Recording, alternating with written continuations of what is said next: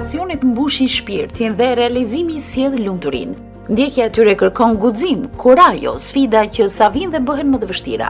Dhe me sa duket Fatjola Matia po i ka përcen më së miri. Me profesion dentiste, ajo tashmë është një alpiniste profesioniste, që nuk është mjaftuar vetëm me majat në Shqipëri, por synon edhe më larg.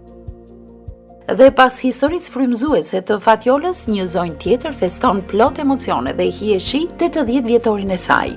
Një mësuese e përkushtuar, një nëntë shembullore, janë vlerësimet e miqve dhe familjarëve për zonjën e nderuar Drita Golemi. Në rrëfimin biografik mpleksen edhe mjaft historik që përjetoi vendi ynë, izolimi absurd që solli ndarjen e familjarëve, detaj drithëruese, por që gëzimi e lumturia udhëhoqi jetën e Dritës, tashmë e rrethuar me fëmijët, nipat e mbesat. Ndiqni detaje këto rrëfime emocionuese të premten datë 6 qershor 2025, ora 21, në emisionin Arom Shkodre të TV1 Channel.